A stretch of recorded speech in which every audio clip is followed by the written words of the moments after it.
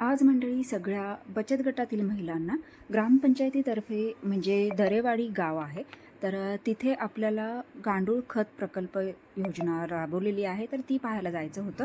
तर आम्ही त्यासाठीच सगळे निघालो होतो. ही मोठी ट्रॅव्हल्स तुम्हाला दिसते, तर हीच ट्रॅव्हल्स होती आणि सगळ्या महिला याच्यामध्ये बसून आम्ही पोहोचलो दरेवाडीला. दरेवाडीला पोहोचल्यानंतर तिथल्या सरपंचांनी आमचा छान प्रकारे म्हणजे आम्हाला माहिती वगैरे सांगितली आणि त्यानंतर मग आम्ही हे प्रकल्प पाहायला निघालो. तर सगळी माहिती व्यवस्थित दिली.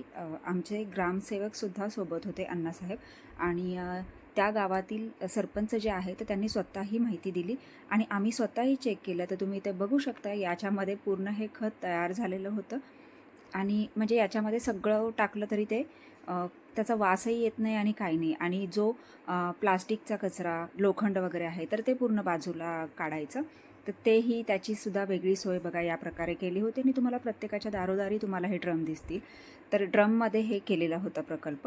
आणि नंतर मराठी शाळेत गेल्यावर तिथल्या शिक्षकांनीसुद्धा खूप छान प्रकारे माहिती दिली. त्यानंतर मग ग्रामसेवकांनी म्हणजे आपल्या धूम पुनर्वसनच्या ग्रामसेवकांनीसुद्धा सगळ्यांचे आभार मानून मग आम्ही तिथून निघालो. तिथून निघताना गाडीत छान असं गाण्यांच्या भेंड्या वगैरे खेळत आणि छान हसी मजाक करत आम्ही पोहोचलो मॅप्रोला. मॅप्रोला जायचं आमच्यासाठी सरप्राईजच होतं. खास ग्रामसेवकांनी म्हणजेच अण्णासाहेबांनी हे नियोजन केलं होतं.